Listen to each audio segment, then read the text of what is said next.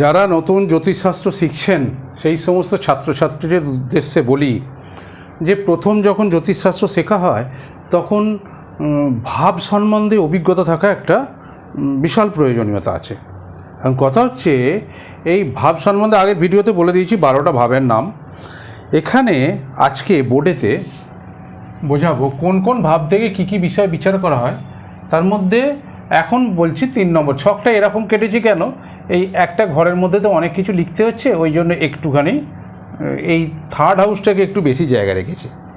হ্যাঁ, এইখানটা যেমন সরু হয়ে গেছে, কারণ হচ্ছে সরুটা রেখেছি এই কারণেই, ইচ্ছা করেই রেখেছি, কারণ হচ্ছে এই থার্ড হাউসটাকে যদি না বড় করি এতগুলো লেখা, মানে যে হাউসটাতে লিখছি বা যে ভাবটা সম্বন্ধে বলছি সেই ভাবটাকে একটু বড় করার চেষ্টা করেছি এই পর্যন্ত। ওই জন্য ছকটা একটু হয়তো দেখতে অন্যরকম লাগছে বা ব্যাকাটারা লাগছে, যাই হোক, হ্যাঁ, ভাববেন যে এটা একরকম এটা সেই জন্য বলে দিলাম।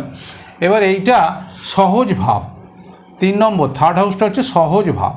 এটা 3 নম্বর বইয়ে 52 নম্বর পাতায় পাবেন, পরিষ্কার সব লেখা আছে এবং সেখানে আরও সুন্দর করে পরিষ্কার করে লেখা আছে। এই থার্ড হাউসে কী কী বিচার করা হয়?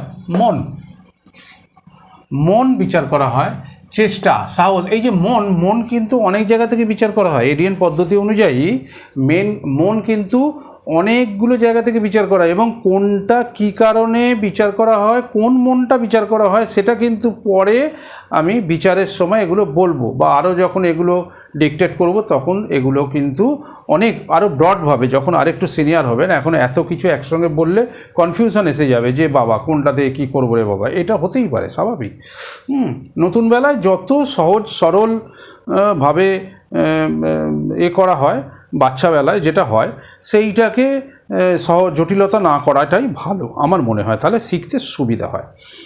আস্তে আস্তে করে সবই শিখে যাবেন, যখন একটুখানি নলেজ হয়ে যাবে তখন নিজেরাই বুঝতে পারবেন। তো এখান থেকে মনের বিচার করা হয়, চেষ্টা, সাহস, ছোট ভাই বোন, স্বভাব, যোগাযোগ, উদ্যোগ, বল, ধৈর্য, যুদ্ধ, দ্রুততা, লেখালেখি, প্রকাশনা, মোবাইল, হোয়াটসঅ্যাপ, ফেসবুক, ইনস্টাগ্রাম, যা যা আছে এখন তো দুনিয়ার ভর্তি। হ্যাঁ, যাই হোক, বাঁধ মানে যে আমাদের নদীর ধারে যে বাঁধ, একটার সঙ্গে একটা, যে এই যে বাঁধ, সেতু, এগুলো সব তো যোগাযোগ, কানেকশান, একটা জায়গা থেকে আর একটা জায়গার যোগাযোগ, এগুলো সব থার্ড হাউস থেকে। আরও বহু কিছু আছে যেগুলো থার্ড হাউস থেকে করা হয়, তার মধ্যে সব এখন এই মুহূর্তে অত কিছু মাথায় রাখাও সম্ভব নয়, যে এত মুখস্থ করাও সম্ভব নয়। হ্যাঁ, যত আস্তে আস্তে করে একটু করে বাড়াবেন, রোজ একটু করে পড়বেন। হ্যাঁ, রোজ 1 ঘন্টা করে টাইম দিলেই যথেষ্ট।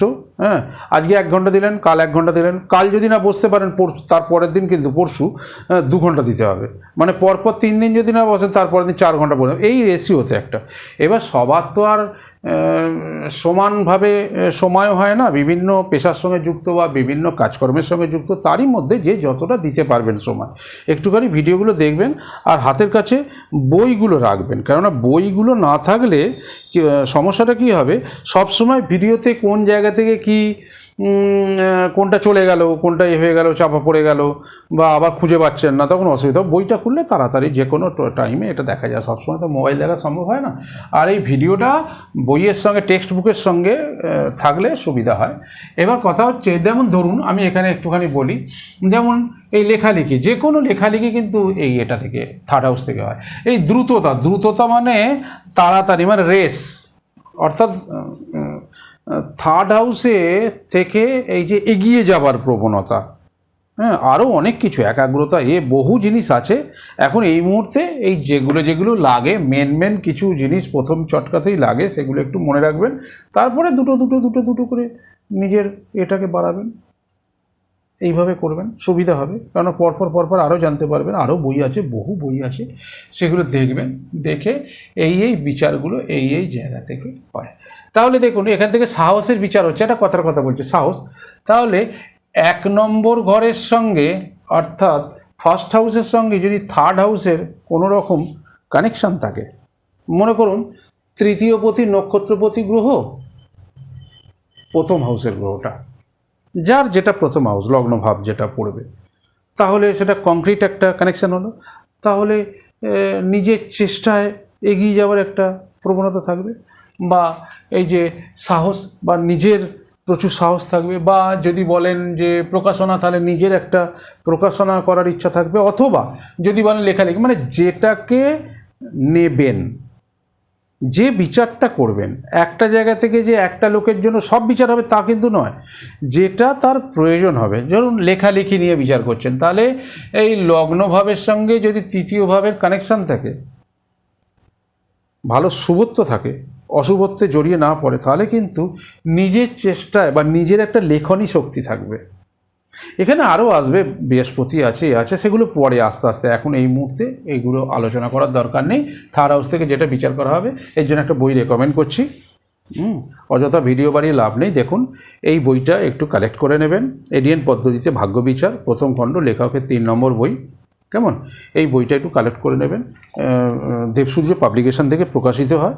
আর এটা ডেসক্রিপশন বক্সে সব দেওয়া থাকবে, সেগুলো একটু দেখে নেবেন যে কোথা থেকে বই পাবেন, কিভাবে পাবেন। কোনো অসুবিধা হলে ফোন নাম্বার দেওয়া থাকবে, সেখানেও ফোন করে যোগাযোগ করে নিতে পারবেন। ওকে, নমস্কার, সপরিবারে ভালো থাকবেন।